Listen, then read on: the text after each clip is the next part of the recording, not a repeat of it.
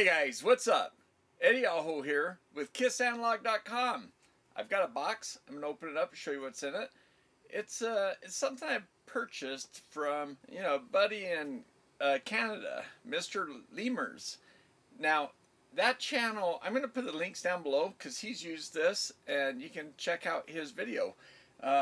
He did it on an Olive 5, I think it was an Olive 5 amplifier, and he did a battery and a couple different power sources that you might find interesting.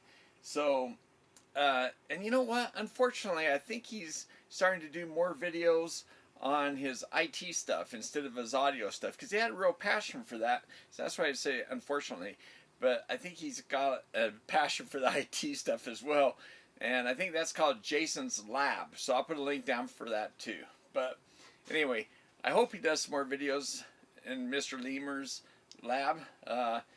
But I think that's why he sold this to me, because he was going to focus more on his IT stuff. But that's too bad. Anyway, yeah, this YouTube stuff's kind of tough, and it's hard to get viewers and subscribers. And by the way, subscribe if you haven't subscribed yet. Hit that subscribe button. That helps a lot. And also, a free way to help the channel is hit the old thumbs up. Or you can even hit the like button down below. I've had a few people do that. Much appreciated. As well as much appreciated for my patrons. Help me pick up this thing with their support. So I appreciate that.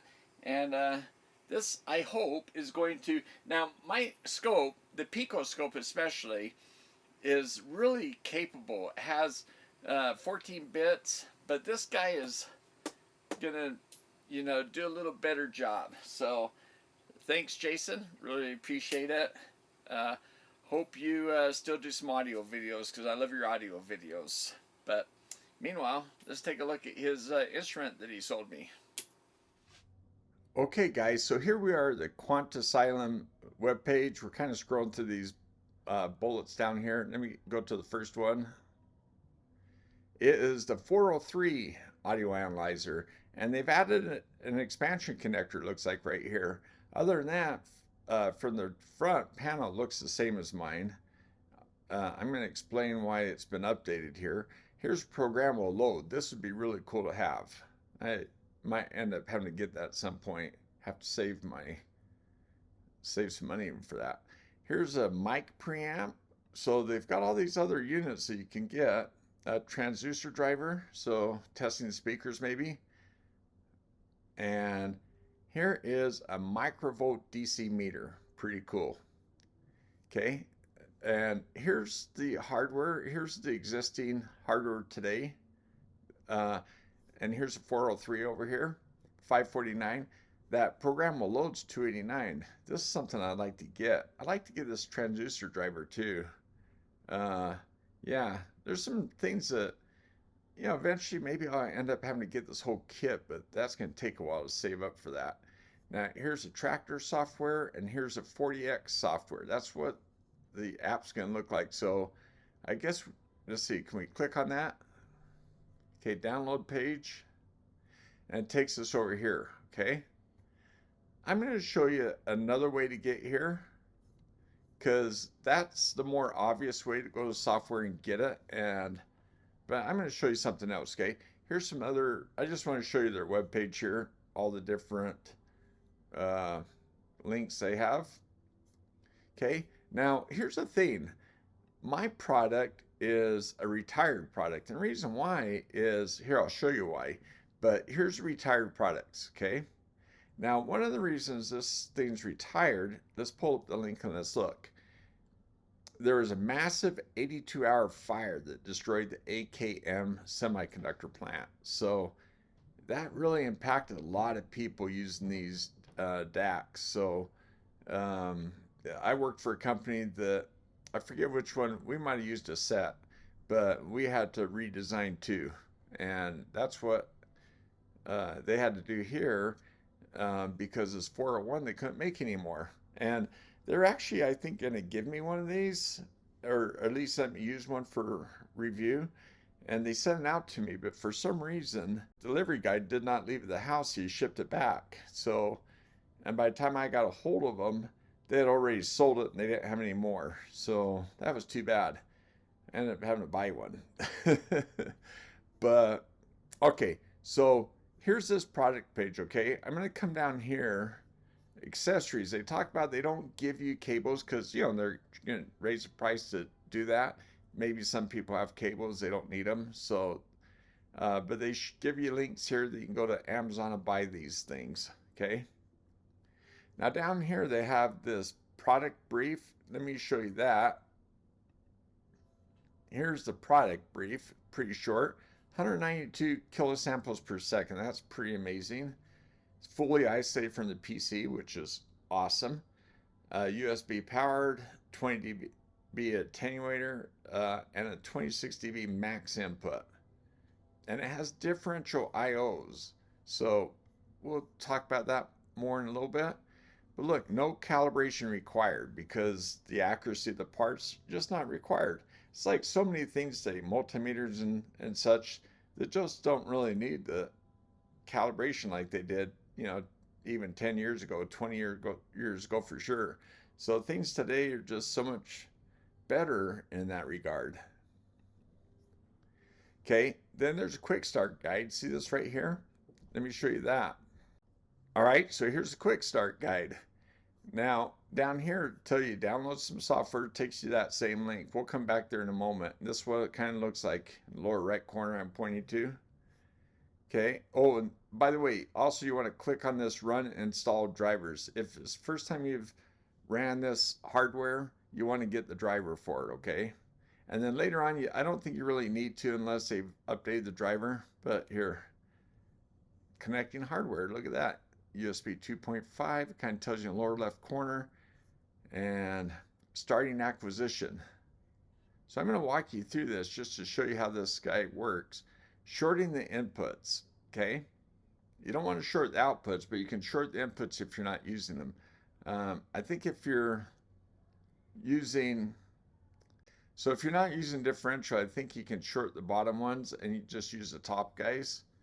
We're going to try that out and take a look. Making a noise measurement. Look at this, pretty cool display. And a loop back connection. So yeah, you short this guy, see how it's shown? And I'm going to try this to begin with. I'm going to just loop the output oscillator right into the input. Okay. And yeah, talks a little bit more about the measurements here. And some other controls. So we're going to take a look at this stuff up close and on the unit I have, okay? So I just want to show you the quick start. Oh, here, let's go back to the quick start. We go back to this link, takes us back to this page we saw once before, right? And then you come down here to the 401, which is this guy right here. Now, this is what I find interesting. It takes you to this web page, GitHub, and this is for software people, I believe, people that understand software and all that. I just wish it was obvious to say, download here. Instead, you kind of have to hover over this and you go, oh, look, change colors. I guess I click on that. So I click on it, and then it takes me here. I hover over that again, nothing. But down here it says assets. Like, what the hell is assets? Like, why doesn't it just tell me, click on here to download software? Like, what are these source codes?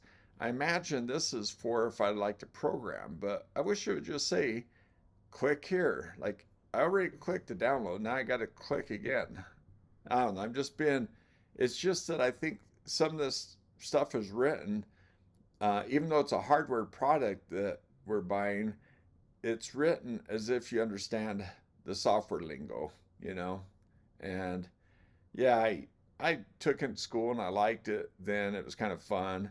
But yeah, I'm a hardware guy now. So let's talk, you know, and also the people just testing things, maybe they don't even have an engineering degree or background or whatever. And they just want things simplified, right? Anyway, let me know what you guys think. So here's the user manual. Let's go take a look at that. So here's the user manual. And I'm just going to scroll through this kind of quickly. Talks about your limits, DC limits plus minus 5 volts, AC limits plus minus 50. So if you do want to go higher, you can just use some resistors and divide the voltage down, or use a probe that divides the voltage down. High voltage probe. Okay, look, safety notice, limited warranty, what you get in the box, ground reference. So that they talk about, this thing is pretty detailed. And analyzer front panel, all this information here, software installation, calibration, verifying accuracy, and basic controls. Okay, and then look at this. This is all part of basic controls, acquisition control, then measurement types. And then you have this section. Now we're getting down power supply noise measurements, page 51. So we got 50 pages of manual so far. And then here's some settings. And look, we're still going. Okay, now here's the plugins. These are these other modules that you can connect up and you can use. I believe you need modules for all these things down here. And I think it's categorized by this. Here's the amplifier ones, DAC, mic, head, and here's power, and then speaker. So I think each one of those requires one of those other modules. Keyboard shortcuts for those that love keyboard shortcuts. Some people just love that stuff. Troubleshooting. I find my mouse pointer works pretty quick, so sometimes shortcuts are nice, but anyway. So here's all this stuff here. And specifications, EU waste. So yeah, we got 94 pages of manual. Okay, let's find something to go down and take a look at.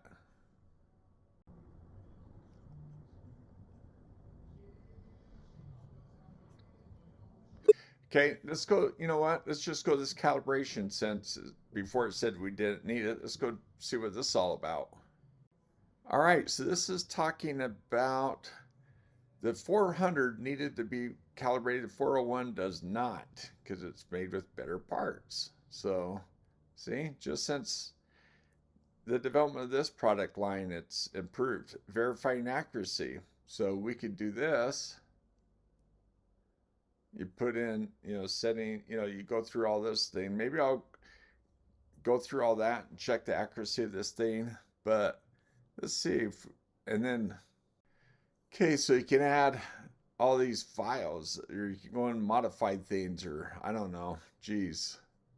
Like I said, I'm not really excited about all the software stuff. Hopefully I can do everything with just point and click and using hardware.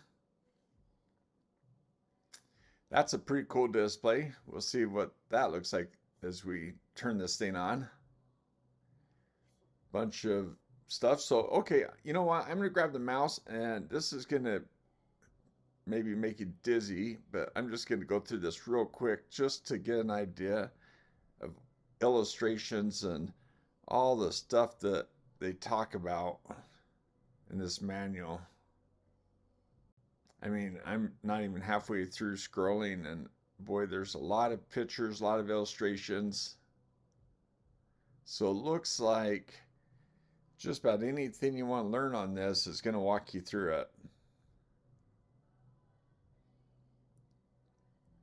All right, so this looks pretty cool, pretty detailed.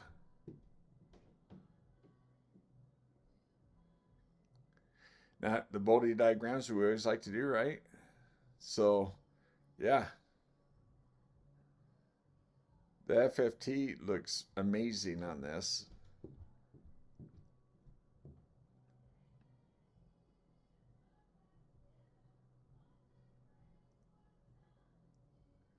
All right. So, yeah, this looks pretty exciting. Okay, can't wait to start using it. Still not scrolled through the bottom yet. Wow.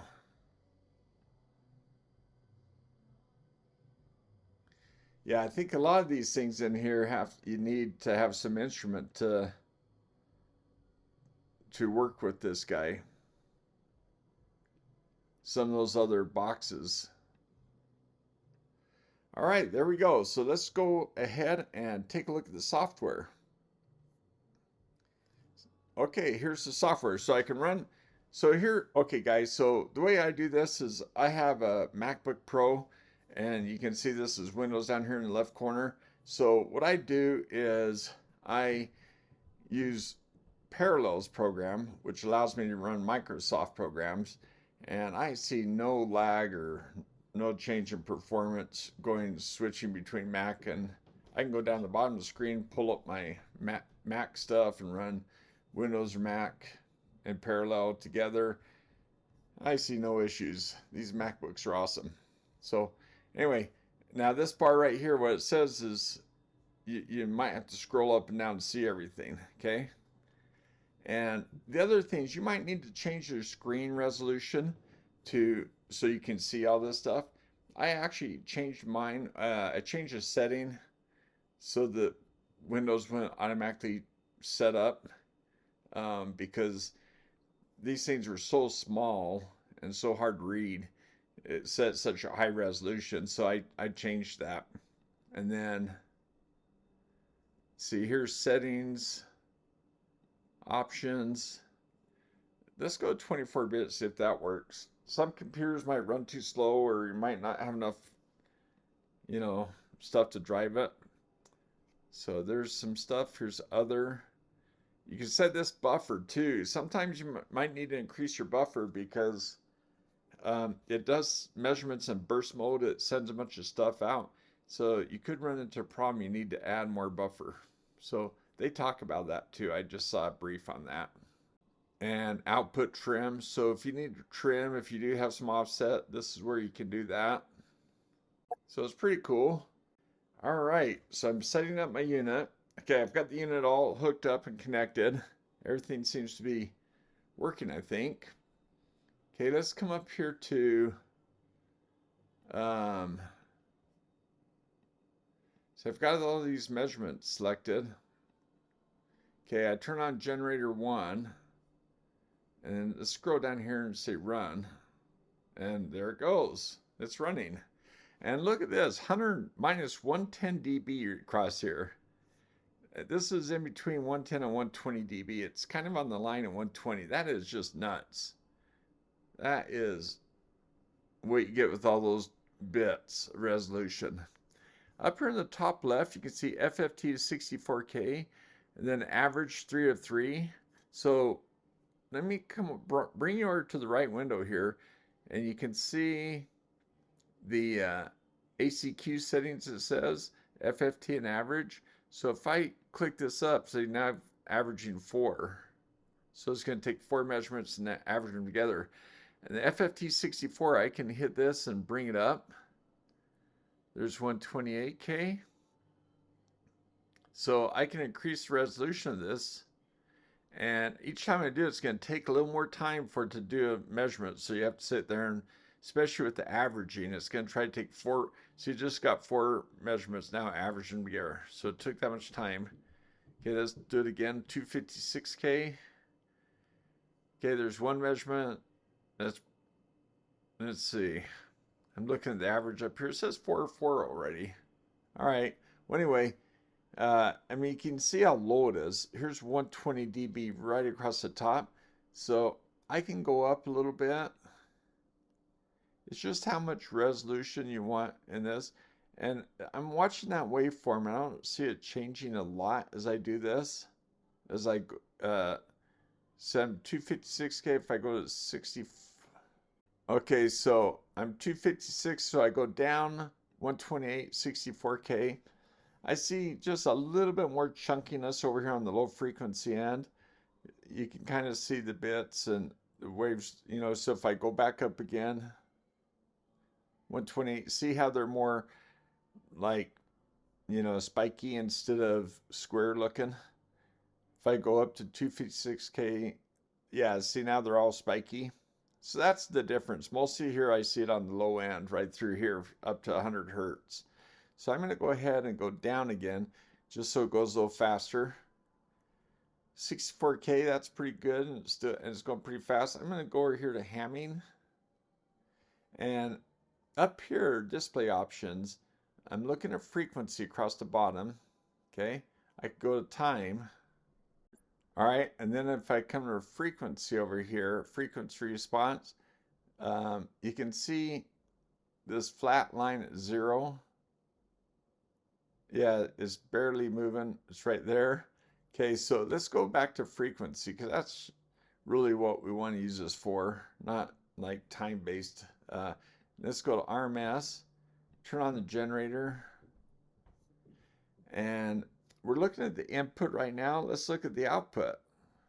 Okay, now I think I understand why I'm not getting an output, because when I go to output, I don't see anything, but then I just remember when I'm looking at the input, I don't see a signal. This is just noise floor. So what we have to do is, if you click on and hold this button down, any of these little boxes that has a little check in the top left, you can hold it down. It comes up with a pop-up menu like this where you can put things in. See, look, we're putting 0 signal in. So let's put one in at 1 kilohertz. That should be right here in the middle of the screen. And there's amplitude. I don't really care about the amplitude right now, I don't think. Let's just see what it does. There we go. Yeah, look at this. It said minus 80 dB. So that's a pretty small signal. It's injecting right there. And look how clean it is. Just one little spike. Okay, so let's go to output now, see if we see anything. Yeah, there we go. There we go. And it's about minus 60, so it's got to gain about 20, right? 26 dB right here. See over here, max input level. Well, that's max input level. See, if I click on this dB volts window, I get microvolts. I can read these different things, input gain, volts RMS. So, and you can do watts too. And if you're doing watts, you have to say how many ohms so it can calculate watts for you. That's pretty cool. So, all right, so now we got that. Oh, let's see, what we looked at. Display options, input, output, left, right, axes. You know, this is kind of what we covered. And then here's your FFT average, weighting. You can go to A weight. I don't know what A weight does this. Probably have to look at the input. Okay, there's what A weighting does. Turn it off, and it's flattened out. Turn it on, and you can see it kind of filters the low frequency over here and the high frequency over here. And then it has user settings. You can put user settings if you want. So I'll turn that off again. Windows, I turn that on hamming. That's just kind of filtering it's doing when it's doing all the math to create this waveform. Measurements, RMS, THD plus noise, signal noise ratio, and all those are up here in this window up here. Okay. Generator 1 is turned on. Generator 2, let's turn that on. Wow, look, you can turn them both on at the same time. So let's see what generator 2 looks like. It's at 10 kilohertz, and it looks like it's putting out a little higher signal, right? Let's hold that down. 10 kilohertz is putting out minus 14. So, all right. Let's hold generator 1 down again. It's almost 1K. It kind of rounds it off. It says round to eliminate leakage. That has to do with that math, that 48 math.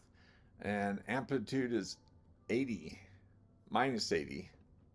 So that's the input. If we go back to look at the, well, we are looking at the input. So way down here, so this is minus 80, and this is, you know, up there a little higher. So let's look there, and look, you can see how they both gain. You don't see any side bands or any other stuff down here. It's just those two frequencies looking really clean. So that's awesome. Let's go back to input, and let's go to multi-tone. Wow, that is cool. Now, I wonder if I see 64K. See how these look kind of, you know, 3 points at the top. Let's see if we go up in FFT. If that, yeah, they could get a little bit thinner, don't they? 256K. Yep, they get thinner because we get better resolution, so we get more points. It makes these things thin. Now look, the only one that looks kind of, 3 points is that guy. But I think we're maxed out on our, yep, 256K. So yeah, that's pretty cool. Multi-tone. Let's see what that does to the output. Wow. That's pretty cool too. Now that's with 4 averages. Let's go back down at 32K. Yeah, see, look, 32K, at the low frequencies with that few points, it has more effect. It actually joined these two peaks. So let's go up a little bit. Yep, separated them. 64K separated them. But you can see how chunky they are. So that's the advantage of using more points. Now this is from 0 to 100 hertz. So that's real low frequency stuff. So we could change, that too if we don't want to go down that low, or if we just want to go to 10 hertz, for instance. But anyway, that's looking pretty cool. And here's our max input levels, and here's our press to stop. And open loop acquisition. Okay.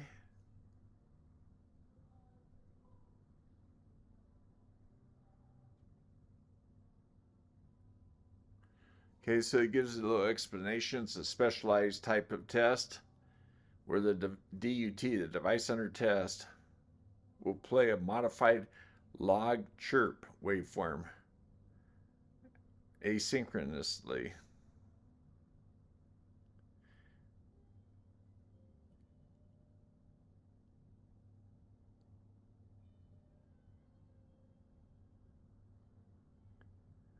Okay, so you can output a waveform and then use that wave to be played in your device under test. So awaiting stimulus, it says down here.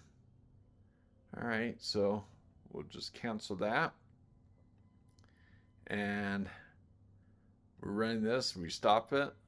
Okay, let's go back up here and go to generator 1.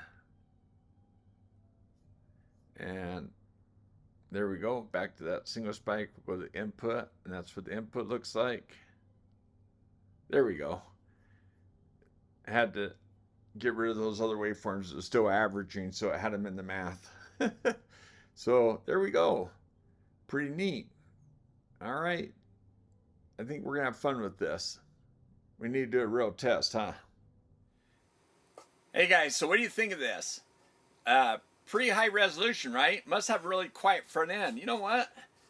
Now that I'm looking at it, maybe I should open it up. But this video is probably long enough. I'll maybe do that in the next video if you guys want to see the inside of this. But what I think I'm going to use this for next, I had a Class D amplifier project I was working on. It kind of went on the wayside because I was waiting for a box that came in right here.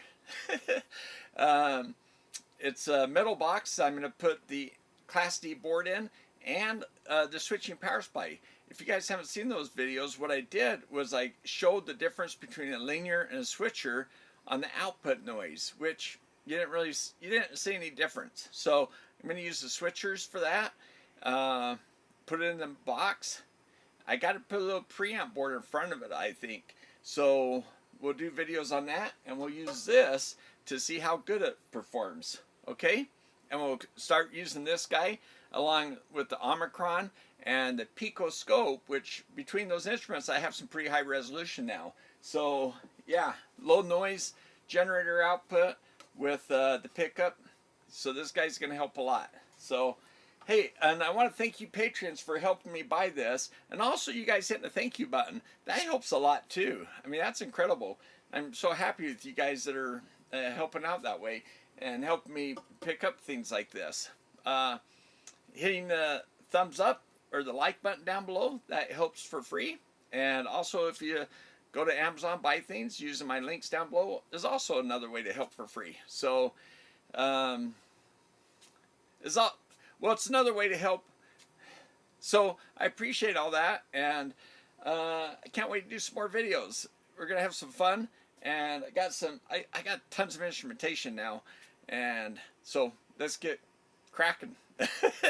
Let's get this power supply for John Audio Tech done, and we're going to get a schematic for it, finish up the PFC section, and that'll be fun. So yeah, more videos to come. So much to do. If I had more time, I could put out videos every day, but got to go to work, pay the bills, buy instruments.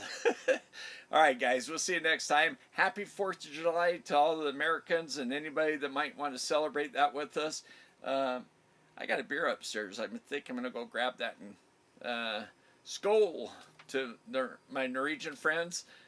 Somebody, yeah, anyway, I've got some people responding to some of the videos, and that's really cool, kind of learning about the holidays in other countries. So yeah, read those comments below and let us know what holiday you guys like. What's your favorite holiday?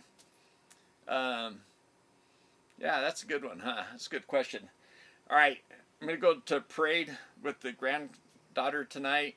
I think my daughter's in Mexico still, so I'm here doing videos. All right, thanks for watching. We'll see you next time.